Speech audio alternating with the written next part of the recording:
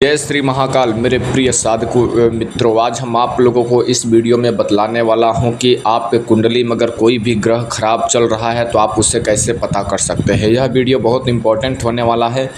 आप स्त्री हो या पुरुष हो, आप कोई भी हो, अगर आपके कुंडली में कोई भी ग्रह अगर खराब चल रहा है, अक्सर तो 7 ग्रह होते हैं, 7 ग्रह में से अगर कोई भी ग्रह खराब चल रहा है जिससे कि आपका कार्य नहीं बन रहा है, तो ग्रह को कैसे सही करेंगे, वो ग्रह को कैसे पता कर पाएंगे, इस वीडियो में हम आप लोगों को स्टेप बाय स्टेप बड़े अच्छे से समझाने की कोशिश करूँगा।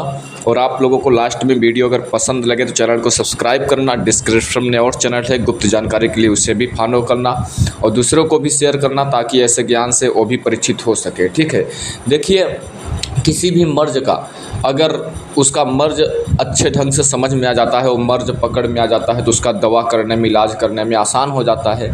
ठीक है, उसी प्रकार से आपका अगर ग्रह नहीं पता है कि किस ग्रह के खराब होने के कारण से मेरा काम नहीं बन रहा है, जैसे कि कोई काम आपका बनते बनते बिगड़ जा रहा है, या तब फिर आपके अचानक कोई आपने बिजनेस खोलते हो, आपका उसमें घाटा यानी नुकसान चला जाता है, लॉस चला जाता है, या कुछ व्यक्ति ऐसे होते हैं कि उनकी नौकरी लगी, कुछ ही दिनों के बाद नौकरी उनकी बंद पड़ी है, या तो फिर अचानक मियाँ बीवी में लड़ाई झगड़ा ही संकल मचा रहता है, वहाँ पर बच्चे सुधार नहीं हो पा रहे हैं, बच्चे पढ़ने में मन नहीं लगा रहे हैं, बच्चे बुरे लोगों को संकट में पड़ गए हैं, या तो फिर आपको दुश्मन बढ़े जा रहे हैं, या तो फिर आपको आलसपन हो रहा है, या तो फिर अन्य और अनेकों प्रकार के आपका जीवन शैली को लेकर परेशानियां हो सकती हैं। तो आपके कुंडली में अगर कोई ग्रह अनुकूल है, वो स्थायी नहीं है, तो आपको ये सब परेशानियां अनेकों प्रकार के अपने जीवन गृहस्थ में देखने को मिलता है। तो करना कैसे है, पता कैसे करना है, बड़े ध्यान से सुनना है।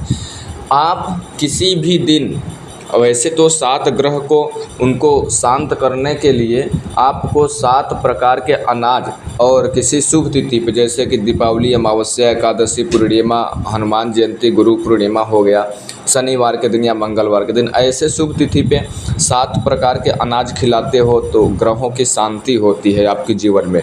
लेकिन अगर आपके जीवन में कौन सा ग्रह खराब चल रहा है तो उस ग्रह का आप पूजा पाठ करो, वो ग्रह को आपको खुश करो। ठीक है, उस ग्रह को शांत करो। तो ग्रह को आप पता कैसे करेंगे, तो किसी भी दिन आपको 7 प्रकार के अनाज लेना है, किसी भी दिन 7 प्रकार के अनाज लेना है। जैसे हमने बताया 7 ग्रह होते हैं, उसी प्रकार से आपको 7 प्रकार के अनाज लेना है।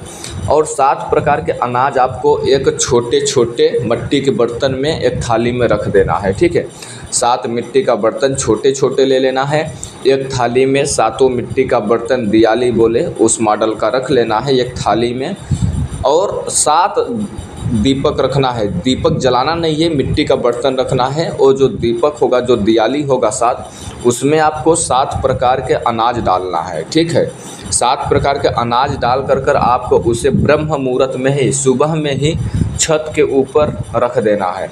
सुबह में ही, ब्रह्म मुहूर्त में ही, सुबह में 7 बजे से पहले 5 बजे 6 बजे तक आपको छत पे रख देना है। 7 प्रकार के अनाज एक मिट्टी के बर्तन में कर एक थाली में सारा इकट्ठा कर अच्छे से। ठीक है, मिक्स नहीं होना चाहिए।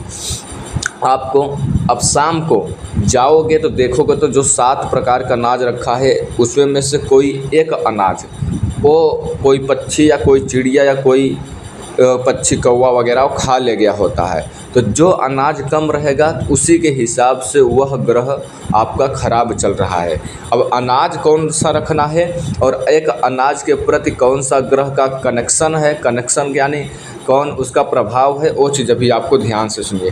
जैसे कि आप 7 अनाज कौन सा रखेंगे, गेहूँ हो गया, चावल हो गया, मसूर का दाल हो गया, मूंग का दाल हो गया, चना का दाल हो गया, सफ़ेद तिल हो गया, और काला तिल या काला उड़द ले लेना है, 7 हो जाएगा। अब आपको गेहूँ रखोगे तो उससे कनेक्ट किस तरह है, सूर्य भगवान की। गेहूँ रखोगे, सूर्य भगवान का कनेक्शन है। चावल रखोगे, चंद्र भगवान का कनेक्शन है। ठीक है, और मूंग की दाल रखोगे तो बुध का कनेक्शन है, और चना की दाल रखोगे तो गुरु का कनेक्शन है।